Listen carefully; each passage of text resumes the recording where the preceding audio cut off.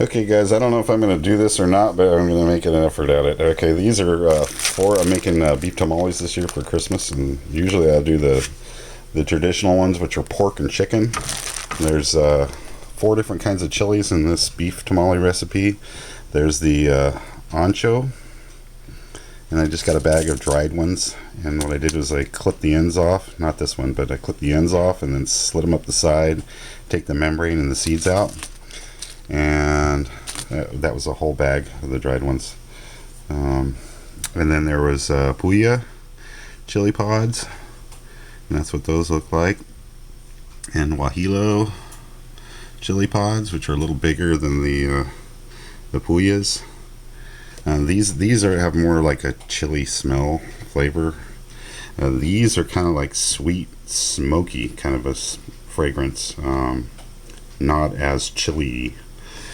And the last kind is the pasilla chilies, and these are also kind of a smoky, sweet smell to them as well. So basically, I got all those 4 boxes, cut them open, cut the tips off, got all the seeds out and the membranes, and put them in this bag, and then I'm going to boil them for probably about half an hour until they rehydrate.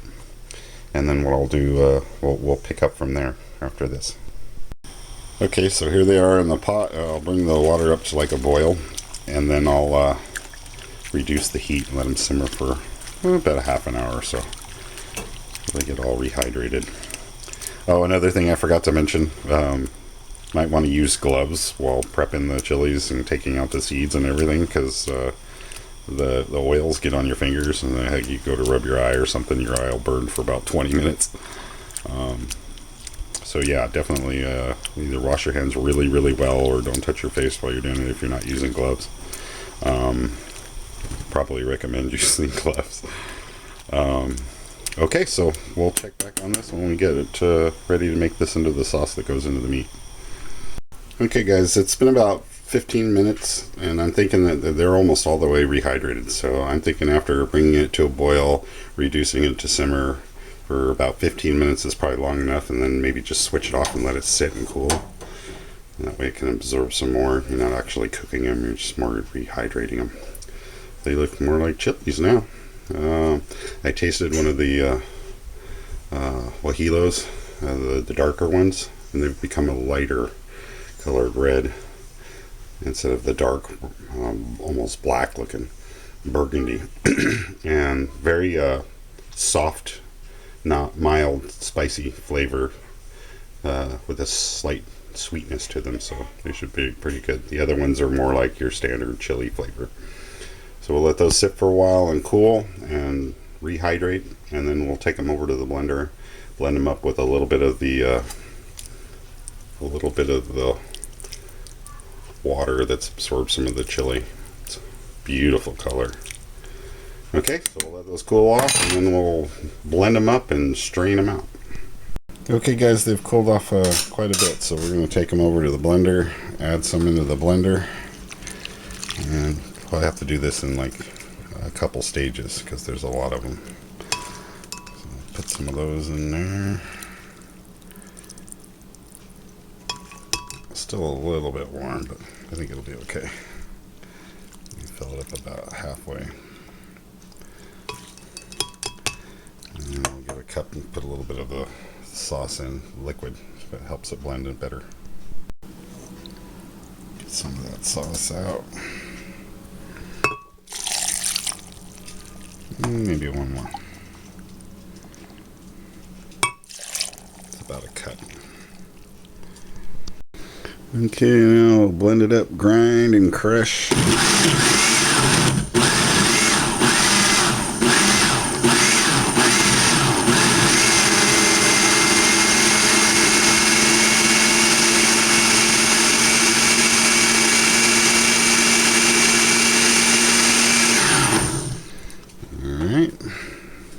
Give it a couple more.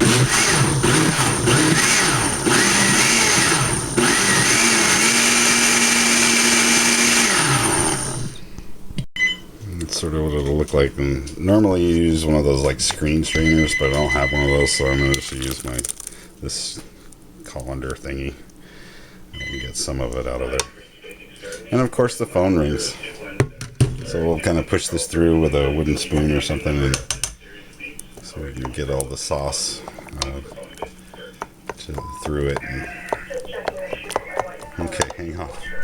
Okay guys, basically that's you just want to get the skins and stuff of the ring seeds that might have gotten stuck in there out, and just throw this stuff away. And basically what you're left with underneath is the strange sauce. So we'll just keep going on that until we run out of what's in there. Just keep doing it, same process until you've used up all those. You don't have to probably not going to use all the juice. We'll probably save that in case we want to use it for the masa. Okay guys, this is the sauce. It's nice and smooth. Look up on the sides of the bowl there, it's about the color it is. I did taste it, and it's mildly spicy, but not much. So then into this I added a little bit of salt and a pinch of ground cloves.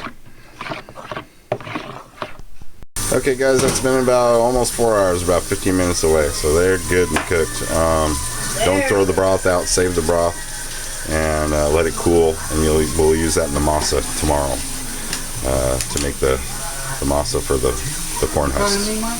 No. And we'll get this all shredded up, and then I'll show you what it looks like. Okay guys, you just take like 2 forks like this, and once you get it out of there, do it like pretty soon after you take it out of the hot water, and it just come right apart, just like that. And just fork it, and see, it just falls right apart.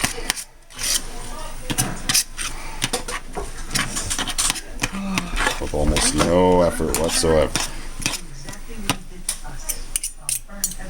Press OK. Okay guys, so we're going to take some of the sauce that we made yesterday. This is like 2 cups maybe. I'm just going to pour it on the meat. I think 2 ought to be enough, maybe 3. That's a lot of barbecue sauce. Yeah, it's not barbecue sauce, that's chili sauce. Ew. And then just mix it in really well. We're going to save the rest of this sauce in case we need more, and we're going to also need some of it for the salsa. So we'll just mix all that in. Okay guys, this part of the recipe we're going to do the meat. We're going to let it stew for 3 hours with water, 2 big onions, whole garlic, those prep those up, skin them and all that, and cut up the onions. And I'm using about 8.5 pounds of tri-tip, but you can use whatever kind of beef is like pot roast, things like that. You're gonna like boil it for 4 hours anyway, so whatever it is, if it was tough, it will be tender. You can use pretty much any kind of beef you want. I just happen to be using tri-tip, so I've got 8.5 pounds of tri-tip there, the garlic, the onions, and we're gonna stick that into a big pot. Stick the onions in, the garlic in first, and the meat, and then we're gonna pour some water over it and boil it for 4 hours. Okay, onions. Okay, garlic in. Why'd you And then water. My face red? Let it go for 4 hours. My face red? Okay guys, so it's Christmas Eve. This is the meat I had in the fridge over the night with the chili sauce in it.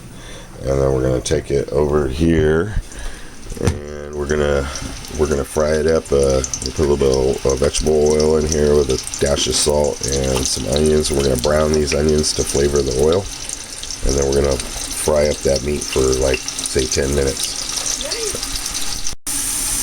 Okay guys, we kind of golden browned them a little bit, and then we'll scoop out the onions, and then we'll add the meat and fry it up for like 10 minutes. Okay, so we're gonna put the meat in there, and we're gonna brown it up a little bit with the oil. Okay, there's what the meat looks like now. We're gonna let that cool, and then we're gonna work on our salsa. Okay, we got the tamale pot all washed out and cleaned and ready. And basically, if you don't have one of these, you can just use like one of those vegetable steamers on the bottom of like a pot, and fill up the water right to the bottom of the vegetable steamer, or tamale pot if you have one. And then some people put them vertically all the way around. I like laying them down like into like a, you know, a wheel pattern and just stacking them up as high as I can get them. Okay, so now we're gonna make a salsa. Okay guys, now we're gonna do the salsa. We got tomatoes, we got garlic, just a dash of clove, some pepper, some salt. Still the sauce that goes for the meat. We're gonna use a little bit of that in there. So we're gonna put the tomatoes in here in the blender, all those other things, just like, you know, maybe this much, maybe a little, maybe like 2 that size of the meat chili sauce in with the salsa. Okay, and then we put it. Okay. How long we have to push it? It's about the color. Just basically added that chili sauce to it, and then we blended it up, and then we added the other tomatoes that were left. And that will be our salsa. Okay, now we're rehydrating the corn husks and put them in warm water and kind of rinse them and take a look at them, get the bad ones out. You know, soak for at least an hour or so. They become pliable. Okay guys, I kind of messed up. I already poured out the chili sauce for the that we used for the meat. I figured we were done with it. I forgot about the masa, but I fortunately had some New Mexico chili powder up in the cupboard, so we'll just put in a little bit of that to substitute for the chili sauce. So you know, like a blender, you got some pepper and some salt, and you would have used the sauce, the chili sauce that you used for the meat, but a little bit of this will work. Then we got our masa for the dry masa, and then this is the juices from the meat that we cooked last night, and you see on the top is all the fat. That's basically lard, so I'm going to use it. There's not a lot of it there, so I'll just compensate for it. And then if you're not using the lard, you just want to use the oil, probably about 4 cups to one of those bags. So we're going to pour all this in there, and this here is baking powder. That's going to make it all fluffy. Right now we'll put this in along with the spices, and then we'll start adding this stuff to it and mix it around. Okay, so I mixed in the chili powder, the salt, the pepper, about a tablespoon of salt, a little more, about a teaspoon of pepper, and a couple teaspoons of the chili powder if you messed up like I did and didn't use the sauce, or a couple teaspoons of the beef chili sauce. I'm gonna put this in after we're gonna add the water first. The broth, and we're gonna bring this up to like soft, and then we'll cut it and we'll add in the baking powder and the oil. Yeah, mixed it all up, and this is about 3 tablespoons of baking powder, and I chose not to use the funky stuff at the bottom of my broth. Probably would have been fine, but I just stopped when I got to the weird stuff at the bottom. Now we're going to start off with about 2 cups of oil. Okay, and there's the oil in with it, and then we'll just give it a little mix with the mixer and mix it up. Okay, so that doesn't seem like quite enough oil, so I'm going to add 1 more cup of oil. This should be like 4 cups, but with the lard that was at the top of the broth, that was probably like maybe a half a cup. So this with the lard, so 3.5 cups, and then the half cup of lard that was in there should be just about right. We want it like a peanut butter consistency, so it spreads easy on the masa, on the corn husks. Okay, I was checking on the corn husks to see how they were doing. Spread them out a little bit. Then I transferred them to the other side of the sink, and then drained the water because the water got a little funky, a little yellow, and just maybe dirt at the bottom. So then I drained that water, rinsed out the sink, and then rinsed the corn husks from this side and transferred them back over to this side with hot water and let them soak for a little bit longer. And they're almost there. Okay, and there's our masa. It's pretty much like peanut butter right now. It's mild flavored and tastes pretty good. Don't eat too much of the raw or it'll swell in your stomach. And we got the meat over there, so next step we'll be putting them together in just a bit. Okay guys, I was looking up recipes on tamales all throughout the year pretty much, trying to find a good one. And I came across this video. This lady makes these masa spreaders for the tamales. And when you're doing tamales, that's the most time-consuming part of the tamales, I think, or one of them, is putting the masa on the corn husk, using the backside of a spoon and spreading it all around. With this thing, I watched this lady on this video, and she did it in like 9 minutes. She did like, enough to fill up a whole pot with this like little spreader that she invented. So I'm going to try that out this year, and you can just type in tamale spreader on YouTube, and you'll be able to find out where to get them if you guys decide to do this. I'm thinking this is going to save a lot of time. So, yeah, next assembly. Okay, guys, we're almost finally there. Got the masa spreader, got my spreading board, got the meat with the chili sauce, got the salsa, and got the masa all ready. Now all we got to do is put them together and put them in the pot. Okay, we're going to put one together. Okay, there's a smooth side of the corn husk, and there's the rough side. The rough side's a little duller.